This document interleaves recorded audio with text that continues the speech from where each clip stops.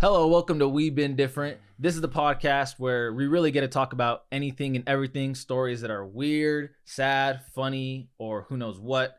And the point of emphasis I want to make in this podcast is to talk to people you see in the streets, people you see in restaurants, or people you don't see in the streets, people you don't hear from. So really this podcast is for everyone. And today's special guest is a good friend of mine, a mentor, Charles Sanderson. So go ahead and tell them about yourself. So I'm Charles Sanderson, and I have the distinct honor and privilege to work with some high school students in Woodburn, Oregon. It's my 22nd year in the classroom, last 7 years here in Woodburn. Grew up in a small town in northern Minnesota. I got out of there absolutely as fast as I could. Came up with lots of fancy reasons why I chose my college, but the reality was as far away from home as I could get. Yeah. Okay, so you're a teacher, obviously. Yeah. What is one of the great privileges when you, get up in the morning, go into school? What is a great privilege of being a teacher? I get to be wowed and awed and inspired by young people. Mm-hmm. And right? what does that feel like though? Because it's inspiring. Yeah. But you have to go home at the end of the day after a 9 to 5, or for teachers, 7 to 3 or whatever it is, whatever time you stay there, you got to go home. What is it like to get home after that? Wow. It is an absolute roller coaster because there's days you come home and you want to stick your head in an ice bucket where you feel like not only did you didn't do a good job, you did damage to other human beings, right? And that's the part about being a teacher is like, you have to be hyper conscious of the fact that what you do and what you say could do damage to other human beings, right? Yes. But then there's days when you get it right and you see a kid literally today, just a random Friday in February, there's at least a dozen moments, right, where literally I handed a kid a card. So my practice, a lot of long story, right? but a little bit about my mental health journey, right? Yeah. And so I was 50 years old when I found out I had anxiety and depression, right? You were 50 at the time? 50 at the time. So I've just been living with this stuff, not knowing that that's what it was, and just feeling lots of pain, right? But a piece of that puzzle was self-love. Really struggled and was hypercritical myself. And then that exacerbated kind of this need for acceptance and approval and appreciation, right? Yep. So fast forward, right? And one of the practices I started to do was I just got this little notebook each day before I turn on the computer, sit at my desk and I write down what's one thing you did the day before that was positive, right? And when I first did that, as soon as I said one thing, I would come up with, but you did this, this, and this, and this. All these negatives, right? And then slowly I stopped doing that. And then I started to actually believe what I wrote. Yes. And then that was a snowball, right? Mm-hmm. But I also think that's critical to acknowledge and appreciate my students. Okay. So I challenge myself every day. I'm also going to write 2 cards to students that are specific and positive. So this morning I wrote a card for Alondra, right? Because she wrote this killer essay that was just like from the heart. And she teased out all these like really, really deep feelings and emotions, right? And so it's simple. It's a card. It takes me 30 seconds, no joke. And as soon as I start reaching it out to her, her whole face just lights up. And she's like, this is my 3rd one I've got. Wait, she knows how many right? So there's an example of, when it goes really well and you are inspired and filled with joy because of the work you do. So you teach high schoolers, but what grade right now are you teaching? Or is it multiple grades right now? Man, I got the freshmen, and it's hard. It's been rough because they showed up. They didn't get middle school. So you got all these kids who didn't do middle school. Middle school is really critical. Maturation, socialization, all that. Yep. So I had kids who were inaudible for months who, walking down the hall. You know me. I'm out in the hallway. Yep. Adrian, hey, how are you doing? What's up? Yep. Just everybody, right? Acknowledge. Hello, greet, check in, right? And because we're a small school, I know every student. So your affect's off. If you walk in one day and your affect's off, I'm going to follow up and check in with you because I know how you normally are, right? I had kids who for weeks and weeks standing by my door, greeting them, good morning, Adrian, how you doing? No Nothing. word, not a nod, not an acknowledgement. I'm just like scratching my head.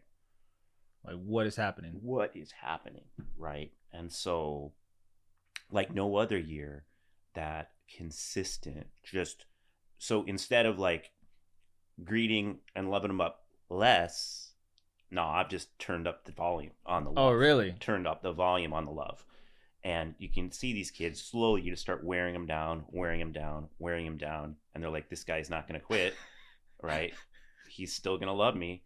So no matter what nonsense they're up to, so. Yeah. To give the viewers perspective, when I got there my sophomore year, this guy remembered everyone's name. You had never met. Still do it. You had never met anyone. Yeah. And when I got in there, hello, welcome in, Agent. Whoa, what?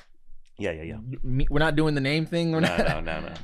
All my years of high school, I had never once, and I've had many teachers. I've had many teachers, because even in elementary, you had one homeroom teacher, but there was a bunch of other teachers that taught you different things. Same with middle school, tons of different teachers. Same with high school. Out of the many teachers I've had, I've never had one person say, hey, Adrian, whoa. And then with everyone. Yeah.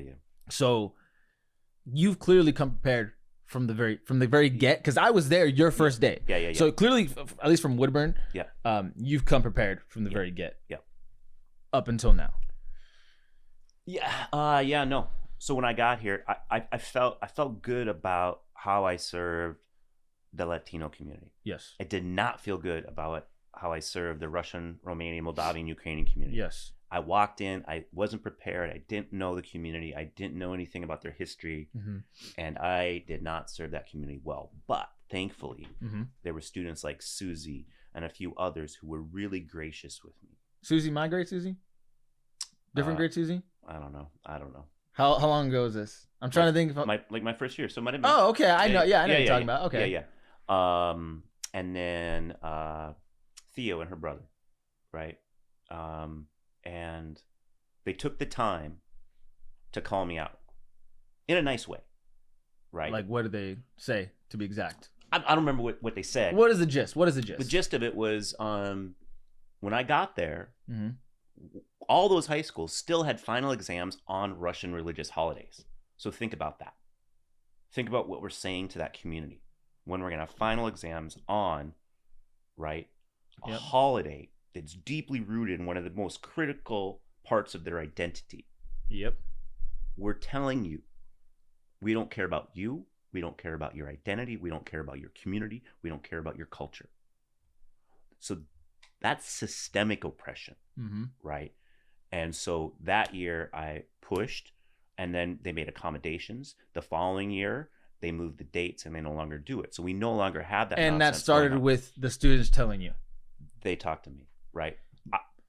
Going with that, Yep. The problem with, I think, a lot of places, I think you're an exception, which is, credit to you. Nobody listens. Right. And me, I went to the same high school. Nothing's changed in terms of like same kind of community. You know what I mean? Yeah. It might be a little different now. Yeah. It's a while ago. Yeah. But you would say things, nobody would listen. Even before you got there, oh my gosh. My whole family has gone through this system, right? Nobody ever listened. I came out with the petition at 16, 17 years old. We're 350 signatures. Brought it up to the district in the meeting. Nobody listened. Yeah. So, before I even continue, I want you to be recognized that you had 2 people tell you this. Just 2. Maybe one's enough, but I mean, crap. Just 2. Yeah. And you listened. Yeah. That, I think, is what's going to change things. And you've been there for how many years now? 7 years now. Yeah. That's powerful. Yeah. Right? Because now they can look back and say, hey, that guy listened. They can look better on the community, and that can spread into this, bigger thing. Yeah. But it starts with 1, and you got 2. And now it's permanent. Like, this is a change. Now they don't have the exams on the holidays. Right. If anyone's watching, teacher, student, whatever, please be vocal. All it takes is 1 person to listen. There might be 300 people that blow you off. This is one of the amazing things that you taught me. when I was a student. Just ask. Yeah. Nothing to lose. Right. Nothing. 100%. Nothing to lose. 100%. Just ask. You get told no a lot, but then you'll get some amazing opportunities. Yep. We had, in the middle of the pandemic, Ross Gay, who's this incredible poet, baller too. Yeah. And he came up with this incredible book called The Book of Delights. Mm-hmm. Every day, what does he do? He sits down and writes one thing that brought him delight that day. And it's cool. In the intro, he talks about how it isn't that pain, sorrow, tragedy don't exist, but when you start focusing on delight, noticing it and sharing with others, delight spreads, and you start to notice it more and experience it more, right? We got him to come virtually to class, and I had 165 kids on an off day when they weren't even supposed to be in the Zoom, right, show up for that thing. And it was the most highly what is it called? I don't know what you say. Productive? Best, most attended Oh, really? author event Literary Arts has ever put together. And it's during the pandemic. Kids aren't in school, and they're showing up for a poet, right? So it's, just ask. Just ask. Nowadays, when I think back on, my days at the school, my biggest problem was not talking enough. Even now, I can like reflect on myself and say, man, I didn't talk enough. You think I don't think I talked enough. Me? I would have flipped it. I would have said you talked too much. No. I'm not talking about in class. I'm just to my surroundings. The bigger picture is what I'm trying to get at here. Yeah. I don't think I talked enough, right? You saw the things. Yeah. You recognized things to be ill, and for some reason, nothing came out. Yep. Going back to, those kids saying something, I really, really want to make a point of emphasis is that most people, even like me, who's starting a podcast, who's talking a lot now, they might seem like they talk a lot. Like you even just said, I talk a lot in class. Yeah. But about the deep things, I just did not. It's not my thing. You're an introvert, but you specialize in really getting into feelings. Yeah. I could talk a million hours about someone else and their feelings, never about myself. Yeah. And I think that is something that has become far too common. Yeah. People being able to help others, but they just can't help themselves. Yeah. Same with the relationship. You get into a relationship and you think, man, she's going to save me. She's got me. No, you got to do it. So the trick my therapist gave me. Yep. Right. Because I'm really good at like picking up someone's journal, reading it, and in that moment figuring out what to say to them that is something that will lift, buoy, support, wrap their arms around. It's like I'm good at like reading some really tragic, traumatic, messed up stuff, and then being able to like tell you what you need to hear or ask you the right question. But I'm mud at doing it for me. So my therapist, she said, just imagine, what would you tell that kid if your story was in a journal and you picked it up and read it? That's a good way of looking at it. Right? It seems so simple too. It really seems so simple. Super simple. I'm still not great at it, but a little bit better, right? But jumping back to your voice thing. So what you would love is right now we started a club. We didn't start it. This incredible, beautiful human being, Shawan Jackson, started it, and it's called Vocal Justice. Vocal Justice. And our mission is to empower Black and Brown youth to use their authentic voices to speak up for social justice, right? And so we're one of only 30 cities in the country with this program, and we have the dopest group of kids. And this isn't the school. Wednesday after school, kids from all schools coming. So we got ACE, WACA, WAST, Webbs, all represented. Super queer. Like it's like I don't know why, but it's like all the gay kids showed up, and it's just it's just a beautiful group of people. And I think a story that you would appreciate was one of our really strong participants who's always there, always willing to speak. Her little sister, I don't know why, but I think maybe gets a ride with her. So she didn't have a place to be. So she comes by one day. Do you mind if I sit in the back? So she just sat in the back. Yep. All right. No dramas. And then next time she sat in the back. And we circle. It's a circle, right? You got to be a circle, right? Yeah. Maybe the third time. All right. Before you continue, sorry, let me get a visual. How many kids? We're about a dozen. Okay. Sorry. Yeah. Go ahead. Continue. Yeah. And like, and we got, the kids who are using they them pronouns. We got kids who aren't using pronouns. We got, Okay.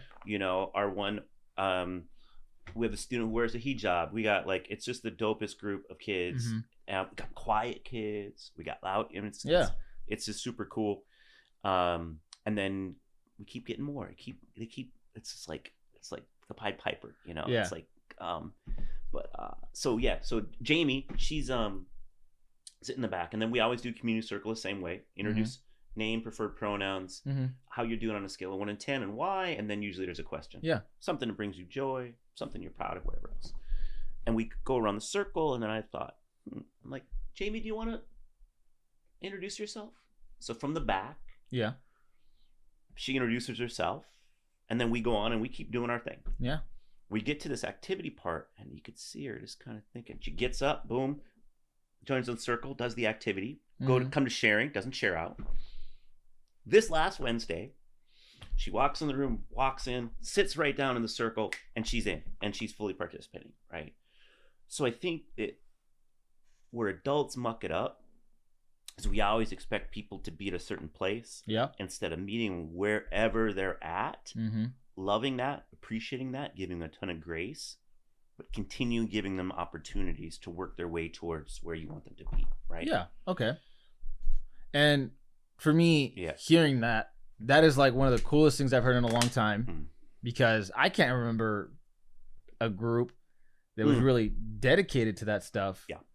And I think it's more tools at the disposal of the youth, right? Because I think Yes. your high school years don't necessarily make you, Mm. but they can sure as hell break you. Right. They can leave you like really hurt inside. For me, doing 5 years of high school, all 5 years broke me. I held on to that till I got out of my last relationship. And even going into this one of the first things I told her was this: look, I had a lot of issues growing up, especially in high school. Yeah. A lot of things that I'm not good at letting out.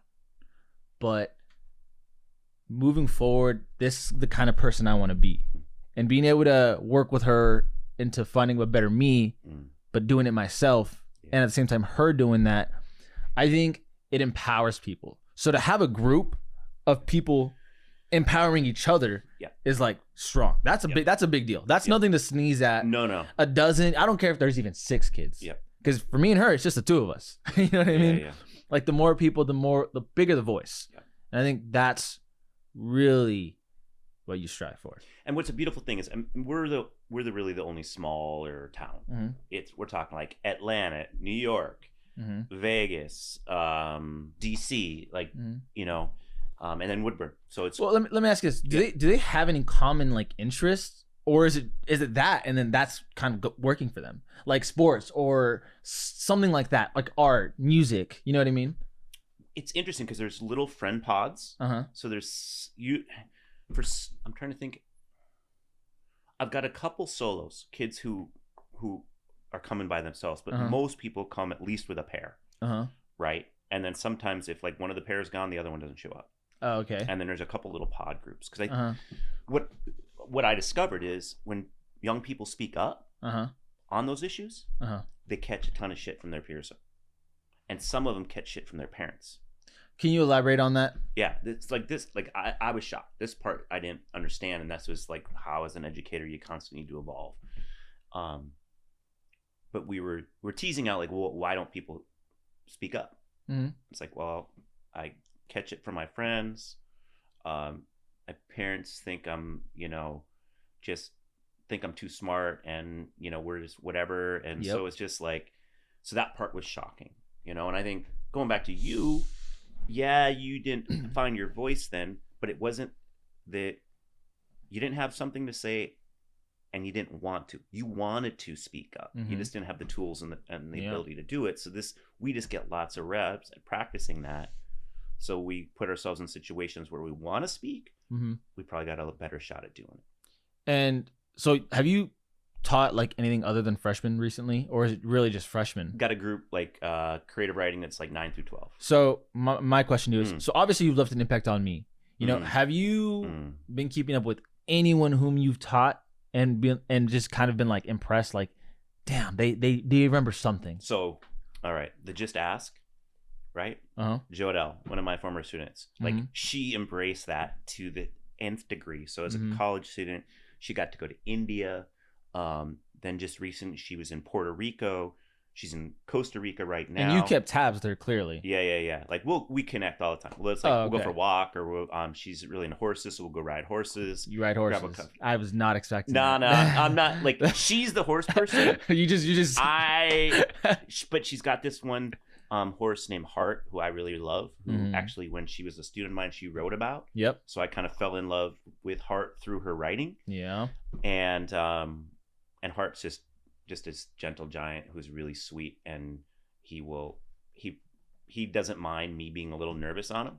So, and then he also knows I'm not going to be like really stern with him, so he'll like to eat extra grass or stop and eat berries because he knows I won't like rein him in. So another thing I want to ask you, do you notice a common trend of like, so obviously there's gonna be kids that just don't really gel with you. Do you notice a common trend in something that they all share in common? Is it that they're just maybe really sensitive, or is it kind of just random? Is really, they're just like towards you or the way you teach really kind of random?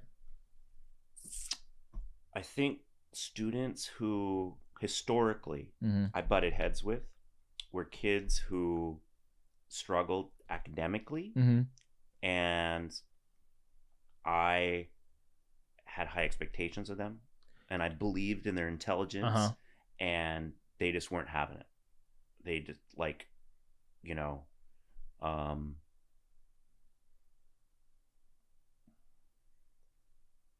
students who don't treat other people with kindness. Yes. Right? They're going to get called out. And so we'll butt heads because, right? And so, but it's one of those things, like, so like right now, like this, we're in masks at school. Yeah. If you're not eating, you're supposed to be wearing a mask. Yeah. I wear a mask all the time. Kids in my space wear their masks all the time. If your mask's not, Adrian, right? And I'm persistent on it, right? But I appreciate you for it. So now, and in the hallway, same thing. Kids know that's Sanderson, right? But it's clear that they ain't wearing their mask in lots of places, and nobody's calling them out, right? Walking, two principals standing there. This kid's walking here. I walk right behind the kid. Don't say nothing. I see him. I'm like, I just do that. I'm literally like, and they, and they know. Yeah. Kids 30 feet down the hallway, they see me, and they do the little nose thing, and they put it on. I'm like, thank you very much. I appreciate you, Mario. I think that's also respect for you, though. It might be annoying to them. What happens is at the beginning it was really, really, really annoying, right? But then we get to a sweet spot where it's just they recognize this is. It's like you don't have it out for them. You just you're just trying to do what's best for everyone. And it's everybody. Yeah. Right. It's not like I'm calling you and then I'm not, right. Yeah. I'm letting this kid slide, and that's what happens a lot. That is going into that right there. Right. That's you, and then not calling everyone else out. Yeah. That is a problem that happens everywhere. Yeah. The workplace. Yeah. I've learned that. 3 years removed from high school, whether it's friends or whatever, that is a common thing of an issue. Like if you have consistency, yes, and you don't just hold it to one person and then ignore these people. If you keep it the same with everyone, it creates much more of a normality, if that makes sense. Yeah. And I think, me personally, like if a boss tells you something, hey, do this, and doesn't tell the other person, you're just gonna be like, what the hell? Like, bro, what is your problem? Like, what do you have against me? Yeah. And I think for kids especially, they are more resentful because, I mean, at least speaking on my behalf, when I was in high school, if you pissed a kid off, like, that's it, man.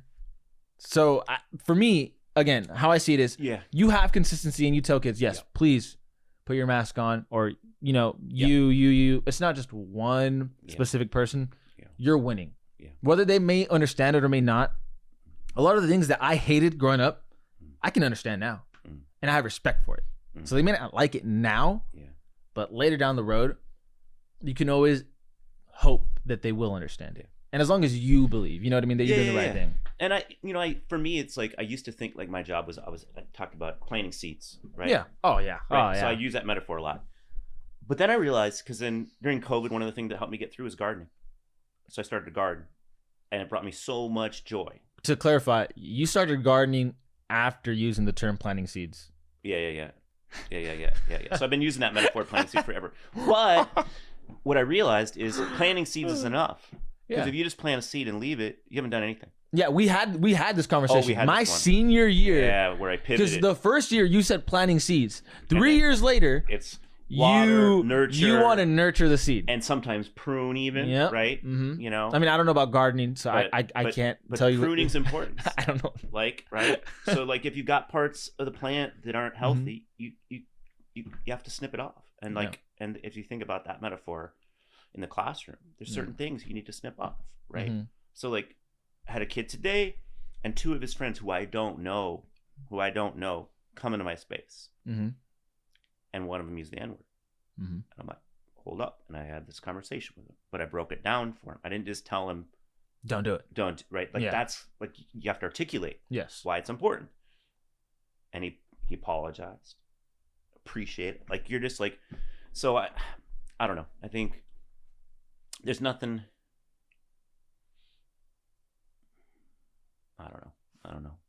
All right. So moving forward, one of the things I have always to this very day thought, you know what I mean? To myself, at least. I'm not a teacher. Have you contacted any of your teachers? Do you have any relations with anyone that has taught you?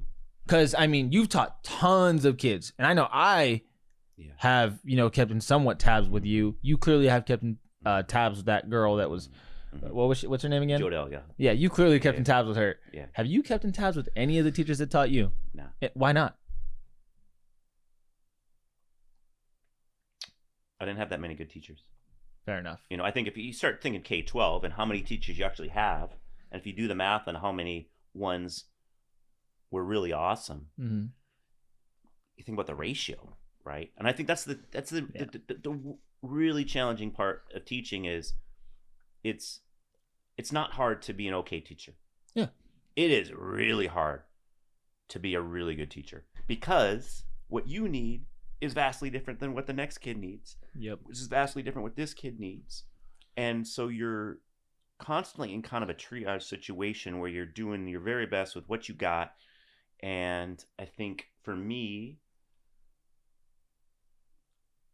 I'm willing to pivot. If something isn't working, I think you're one of the only teachers that kind of do that. Miss Partlow, I don't know, does she still teach there? Yeah. Great teacher. Yeah. I am so lucky to have learned math from her. Oh my goodness. If you tell Miss Partlow about this podcast, Miss Partlow, if you're watching this, you did a hell of a job because I was just never there. Yeah. But she made it work. Like she audible. If she was a quarterback, she'd be the Tom Brady of like, pre-play adjustments. You know what I mean? Like it's just it was insane. Yeah. Like you never knew if I was going to be there or not. You just didn't. Yeah. I had my reasons. Had tons of problems. Yeah. I'm sure as many high school kids do. And one of my problems that I have realized now is when you're 16, 17, you think you know everything. You just think you do. You just think you know fucking everything and no one can tell you otherwise. And you can tell yourself that people can tell you otherwise, but people really can't tell you otherwise. And for me, it was maturity.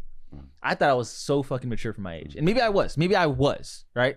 But being able to sit down and realize, like, I'm really stubborn.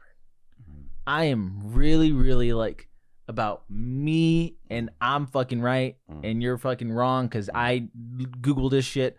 But it's like, being able to acknowledge that you can be wrong, I think goes a long way. And for a lot of these high school students, it's, I'm not wrong.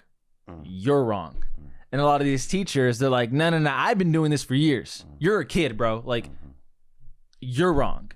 But that's where teachers need to pivot. And that's where Miss Partlow, for me, not that I told her she was doing wrong, it's that she was able to bend not break, because some teachers just give up, right? She would bend and bend and stretch and stretch and stretch and stretch, so much that you think, like, dude, like, what are you doing? Yeah. You know what I mean? But it worked. It worked. Yeah. She did everything in her power to make it work, and it worked. If you can make a kid like me work, who's there 50% of the time, I'm sorry, I'm a believer that you can make a lot more kids work. And looking back, I can tell you, yes, I was very stubborn and I was very stuck in like to what I believed. But I think a lot of students, right? Students that have taught you. Luis, for example, my cousin, when he wasn't, I don't know if he was talkative all the time. When he talks about you now, I told him you're going to be on the podcast. He's like, oh, great guy to have on the podcast. I never in a million years would have guessed that he took anything out of that class, that he enjoyed anything, that he thought anything of me. He said, great guy to have on the podcast. He's gonna be able to kill it.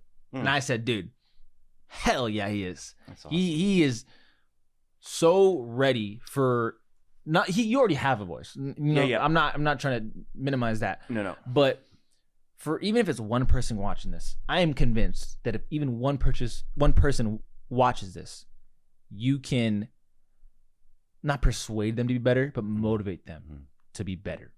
Right? For me, you motivated me. We've gone into this several times. I had tons of my issues. You motivated me to be very much better. And whether it was about high school itself, whether it was about life itself, whatever it was, you motivated me. So I think anyone really watching this, no matter what stage, because the point of this podcast is to be able to watch it at any age, at really any point of your life, whether you're highest of highs or lowest of lows, you should be able to watch this and take something away.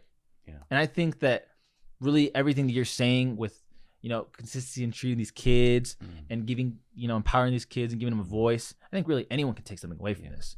And you may not have believed that Luis would have said that, but he did. My younger brother, he was like, hell yeah, you have him on. You put him on. And these are people you've taught. You know what I mean? My cousin, Isai, great things to say about you. And this isn't a podcast to glorify you, but this is, I'm not a homer. Like, I tell it how it is. Yeah. And, I come off like a dick sometimes for that, but that is one thing that has always stayed consistent. It's this guy, he listens. And I think you get someone that listens, anyone that listens, you know what I mean? That's going to go a long way. Yeah. So for all those teachers, because you said you didn't have a lot of great teachers. Woodburn has its many, many flaws, lots of terrible things, that I look back on, I'm just like, ugh. Teachers were not one of them. Mr. Price, great teacher. Kids hate him. I understand why. That guy is getting you ready for life. May of last year in that graduation, I walked up to him and I shook his hand. I said, dude, you have really taught me important tools of life. Yeah. I budget so well because of you. Right. You taught me that. Yeah. Not my mom, not my dad, not my brothers. You taught me how to budget. It's part of the same thing. Tell me how to do math. I'm known as a quick math guy at work. 50% off these shoes, 40% off these shoes. Got it. No doubt about it. You know what I mean? And you think to yourself, you can't apply those things in real life. Mr. Wilhelm, fantasy football drafts. I saw him. You know what I mean? I told him, dude, oh my God, science. There's science in shoes. All those shoes have science. And you're like, okay, elaborate. Okay, ethanol, vinyl acetate, EVA. That is a common midsole in all these shoes. That's a big word.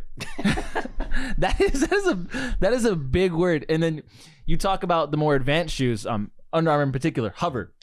All right, that's olefin wax. How you make that? It's actually similar. I hope I'm right about this. Let me clarify. Google me. Please Google me to make sure I'm right about this. You take olefin wax and you have to set it at a certain room temperature with propane. Sorry, you get EVA and propane, set it at a certain room temperature, you get olefin wax. So those shoes are connected. They're connected in their midsole. They're connected in the science. And it's something I just never cared about. Yeah. So you think to yourself, when am I ever going to apply this to life? Next thing you know, you do. I never thought in a million years I'd care about biology. Mr. Ellingson, hell of a job. He taught me how to laugh. I needed to laugh. He made me laugh. Mm. You know, there's some great teachers there. That even I look back on, I'm just like, yeah, they're awesome. Mm. They're pretty freaking awesome. That you hope the next generation can learn from if they're still there. If not, you hope that the people that you taught, let's say one of them becomes a teacher. I hope to God they're teaching their own way. But if they're a teacher, they took something from you. I'm sorry, they did. They had to. Like me becoming a musician, I take away from artists and am inspired by them. Right. My cousin, he's a basketball trainer. Yeah. Huge fan of Kyrie Irving. Not necessarily the person Kyrie Irving, but the basketball player Kyrie Irving. Huge fan. He takes away. So anyone that wants to excel at a particular thing takes away from some of the best. Right. So for me, it was like wanting to excel in footwear. I had to take away in quick maths, like Miss Partlow taught me. I had to take away in learning the science. Even forensics, you know, I don't really apply it to my life, but being able to watch Forensic Files with my girlfriend and explain to her how they extract fingerprints is pretty cool. Like that's just really cool. And it's the little tidbits of life that you want to hold on and remember. And I know, what are we at? 51 minutes? We get a little longer. Anyway, point is, these teachers excelled. And as long as, you know, I don't know the students there now. I only know my cousins, Andrew, T. Do you talk to Tony? Who? Tony? Oh no, wait. No, he's in Webs now. He's in Webs now. I see him, but I don't know him. But okay, I yeah. ECE, so I know ECE. My point is, you know, tons of kids there, they're gonna learn something from you. And going into this next tidbit of what I really want to get into, I know that was really drawn out, but I just had to say it. What do you want to tell these kids? What do you want to tell anyone watching that they should take away from you, right? Because they're going to go home, they're going to play their video games, they're going to get their TikToks, videos, they're going to do all this other stuff and grab from all those places, right? Yeah. What do you want them to grab from you? Because just like you said, you didn't even know Luis would grab something from you, but he did. So what do you want anyone to grab from you? I think the puzzle is to figure out who your authentic self is. And when you really like lean into that and are unabashedly your full authentic self without apology, right? You're living your best life. And you're naturally going to attract and gravitate the best people in your life, right? You know, I think about myself. Some of the most phenomenal people in my life are people we sat down and did a lot of this. Just the two of us next to each other, chopping it up, telling story. Casaboni, I don't know if you know Casaboni. He's this remarkable teacher we had for only 1 year. So he was there a single year, but one of my closest and dearest friends. He's out in Philly now, right? Still keep tabs. Yeah. Wow. After we worked together, together a year. Really didn't spend any time outside of work. Just worked together for a year, and he's one of my closest, dearest friends, right? That's awesome. Because I think people, when you're authentic and real, and you share your stories and you listen, right, and empathize, right, you build really powerful foundations for relationship. My good friend Brian Chu is a teacher I've known for, like, he's my brother, right? He's literally my brother. When we got the ice storms, the firestorms, right, we got no power for 2 weeks, no water for 2 weeks. I'm at his house, you know, no questions asked. He just like open door, you know. So it's just like be you, you know. And I think sometimes it's a process to figure out who that person is. So do you think it's important to build relationships while being you? Is that because you talk about all these amazing people? Yeah. You know what I mean? Like, does being you mean to go out and find, or do you just how do you be you and develop these relationships? You know, well, what I mean? when I'm being my full authentic self, for example, right? Yep. I'm really committed to social justice, for example. So I'm going to naturally gravitate towards organizations and places where that's essential. So vocal justice. So I get in community with those people, and also I'm in community with other people, right? Who are incredible human beings. I'm a Pulitzer Center fellow as well. And so I'm working with these journalists and these wonderful people from the Pulitzer Center. and then you meet all these other dope educators, right? So I think you live your life, and the people who are supposed to be in your life are going to end up in your life, you know? Mm-hmm. That's really a powerful way to put it, I think. But for me, someone who's more of like a, like I plan everything out. I know tons of people who don't. For an example of this, my girlfriend yesterday talking about getting a new phone plan and talking about phones. And she's like, I don't really care. Yeah, about this. I don't care about the specs. 100%. I don't care about what it has. Right there with her. You see, I care. Right. Yeah, I couldn't care less. None of that matters to me, you know? Yeah, no, I mean, yeah. And that was one of the things she was saying, was just like, whatever, dude. Just, this works, cool. Yeah. And for me, I'm just like, nah, dude, I want to know every little thing. So how for the people like me out there, because clearly you find it like it kind of comes naturally. How would you tell someone like me, right, to find those? Because things didn't especially at a younger age, they didn't come naturally. Yeah, it was awkward. Yep. Every relationship I had like groomed up, very awkward. Yeah. Very, very awkward to begin with. Yeah. And then it got better as time went on. You know, kind of how you talking about the kids earlier and how the more you love them, you know what I mean? Yeah. It works. Yeah. And so it's for someone like you, it's like getting lots of reps at loving yourself. Interesting way of putting it. Yeah. And you got to acknowledge that, right? And you got to give yourself a lot of grace, because you're gonna muck it up. Like we are human beings who are flawed, and I will say and do things this week that will hurt someone's feelings, that will disappoint somebody, that will hurt somebody, right? That has weight to it, right? But the flip side of it is, if I'm thoughtful with my words, with my deeds, right, I'm also gonna have the opportunity to buoy, to lift, to support. So I brought way more grace into my life. Like that was a missing piece, both in terms of myself and for others. And oftentimes students, like I look back, I was not a good teacher, right? And it didn't mean that I didn't have really positive relationships and make significant impact on certain kids, but I was doing damage to some kids. Yeah. Right. Do you think though that it's obviously you don't want to do damage. Do you think it's a bad thing though to, like for me, to not be so sensitive was to just get told how it was? No. I'm not. Yeah, I think like you're misunderstanding a bit. You know, it's like, because like how I perceived it is like you're gonna hurt people and you don't kind of want to. You know what I mean? Yeah, like okay, so we were chatting earlier. I think it was pre-pod about religion, for example, right?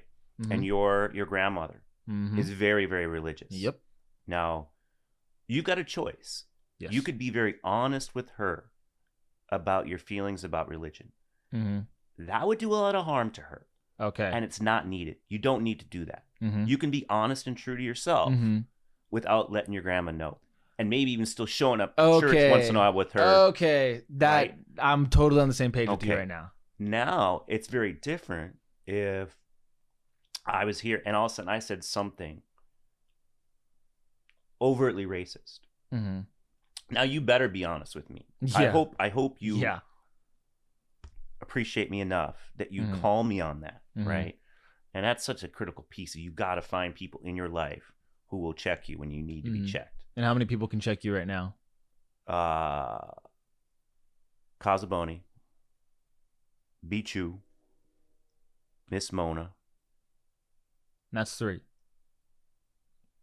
Does it matter how many people can check you? As long as you got one. Oh, so just one is good. If you got one. Okay. Right?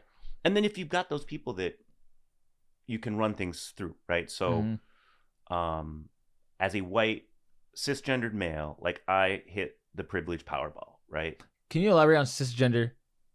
Yeah. So the gender that you would like appear, Mm-hmm.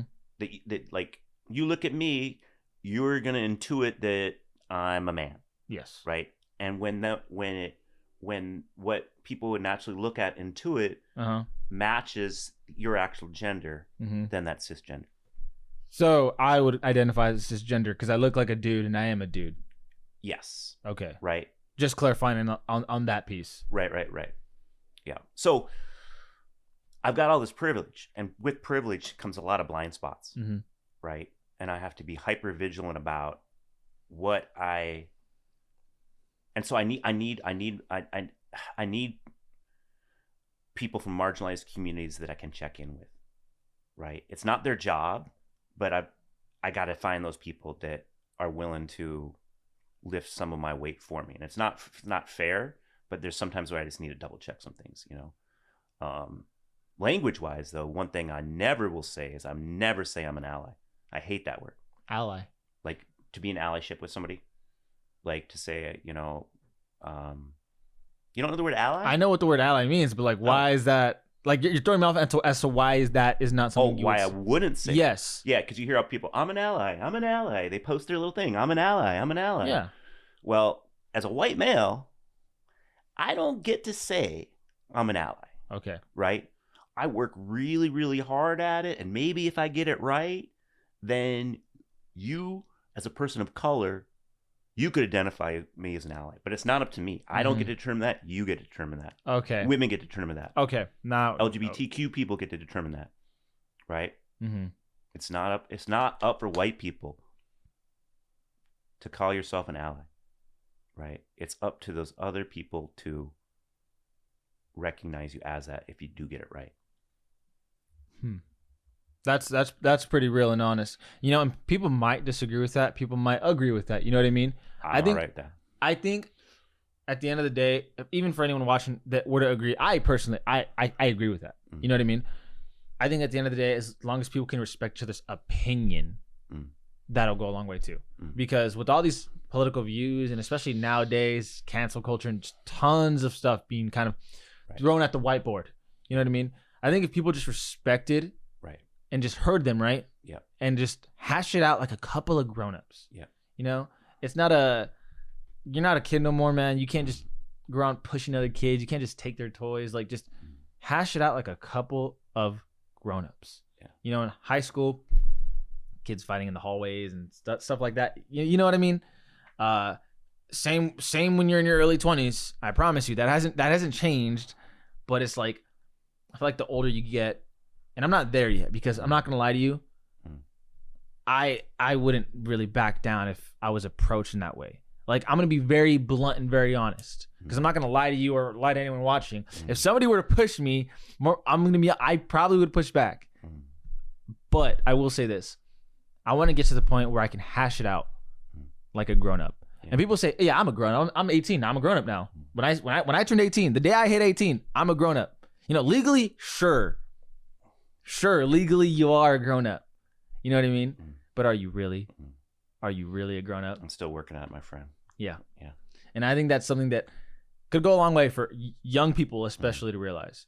And what helped me realize that, this is kind of going a little bit off topic, was I'm 21 and there are NBA players who are literally older than me, acting like a child. I think that kind of occurred to me, like, I think it's not just me. There are other people.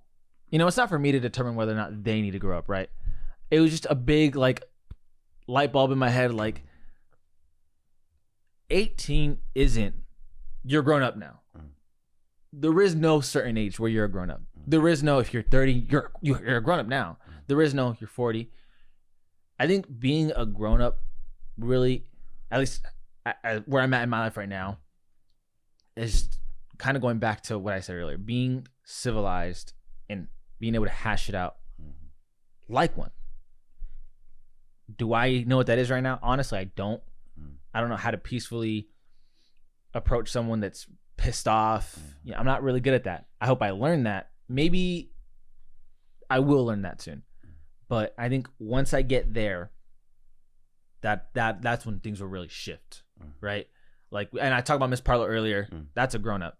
Being able to hash things out with a bunch of kids that are pissed off at you, blaming you for their issues. That's a grown up. You know what I mean? Being able to understand and kind of do what's right, not what's right for you. You know what I mean? I think it's hard to be able to do what's right if it's not right for you. And sometimes you shouldn't always do it. But it's up to you to kind of gauge what you should do. Everyone's left with that decision at the end of the day. Right now, my decision is I'm not backing down. You know, I hope that one day I can learn that. But I just, it's foggy because I'm 21. You know what I mean? If someone put their hands on my brother, I cannot be civilized. I just could not do it. You know, we talk about these things and we make it seem like, oh, we can do it too. No, I am part of the problem. I will raise my hand and say, hey, I acknowledge that I am part of the problem. How we get there, I want to say it's a process, but the problem is I don't know. You know what I mean? So kind of going into this, what do you think about all that? You know what I mean? Like, a lot of the violence is happening nowadays. I don't know if school shootings are still like really as relevant to the media as they were pre-pandemic. All of this violence, how do you stop it? And if someone pushes you, how do you just say, walk away? You know what I mean? Because this is a problem, not just for youth. It's a problem for grown-ups, or adults, I should say. Not grown-ups, adults. It's a problem for adults. There's like a 2-paragraph, maybe three short paragraph vignette by Sanderson called "Those Who Don't," right? And she breaks down how you combat racism in that 3 little paragraphs. And basically the gist of the story is those who get lost and come in on her neighborhood, and her neighborhood's a brown neighborhood. They get all freaked out and they're worried that we're going to stab them with our shiny knives. But then she pivots to us, all brown, all around, and we feel safe. But watch us go into another neighborhood of another color and see us roll up our windows and our knees go shakety shake, right? But there's a previous paragraph in there that talks about, we know this guy, right, is Rosa's Eddie V, and this guy is Joe, blah, blah, blah. And it's really simple. All you got to do is you got to get to know people. And we don't get to know people. And we're so like separated and segregated. And all we got to do is start putting people together and getting to know other human beings. That is the best thing you said. I just had a huge light bulb in my head. One of my good friends, Cole. Yeah. Big Cole? No. He works where I work. Okay. If he had told me his political views and his stance on vaccination and everything, I would have been like, nah, I can't gel with this guy. Yes. Could not. Yes, 100%. We have gotten more than enough opportunities to talk. Yeah. Just about us. You know what I mean? Just about who we are as human beings. Yep. I respect the hell out of the guy. Yeah. The guy is everything that I'm not. He is not vaccinated. He is not boosted. He is not masked. I mean, very, very red. Yeah. And before yes, meeting him, I just thought that I didn't like those kinds of people, period. But he's a great guy. Yes. He is awesome. Yes. And getting to know him for who he is. Yep. You know, he recently had a daughter. Seeing him as a dad now. Great guy. Yes. Funny as hell. Yep. Another person. My old manager did not know his views on a lot of things. Learning about him, I'm just like, what? Like, what? You're kidding. But getting to know him was amazing. Yeah. And there's these head scratchers of these moments where you're just like, we don't agree on this. I don't know. It just seems like a big block at first to get past. Yep. If you can't agree on this basic thing. But there's so much more. Yeah. This is just, I can't even begin to comprehend how much more there is to life than these views. And I have grown to respect the both of them. Yep. The both of them. Yep. where I work, there are more anti-vaxxers than anywhere I know. You know what I mean? Or not, I'm not gonna say anti-vaxxers, but people that are not vaccinated, right? And I'm very pro-science. Mm-hmm. So you would think that I would not get along with a lot of people there, but I do, and I enjoy it. I enjoy their company. I have a laugh every time. And going back to what you were saying, you know, like being able to understand each other. It's hard though, because there's so many people, and I had this conversation with my girlfriend. So there's so many people to understand. There's too many people in this world to understand. How do you dime it down to where it's like, I don't have enough time to know you, dude, or else I'd have to spend 10 minutes a day with a million different people to get to know them and understand them. Like, how do you understand someone that you really, you know what I mean? Like, there's so many people too.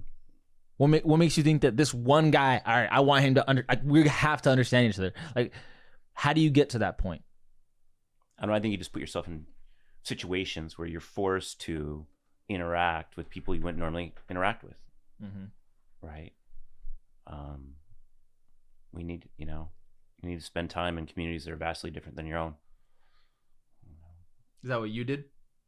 I travel a ton. So did you ever have an issue with like being able to be composed and not like get mad or anything like that? Oh, sure. I'm getting better at but anger was kind of like my go-to, And would you be angry at someone or something? People. So yeah, I mean, even you can kind of understand the situation. Like, how do you get to a point where you're cool with those people, where you don't agree on something? You just don't, and it's not going to change. But how do you get to know them and understand them, regardless of your disagreement on something that important?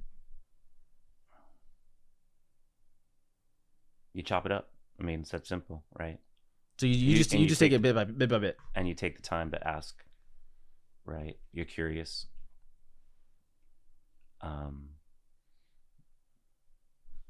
You talk about those two coworkers, right?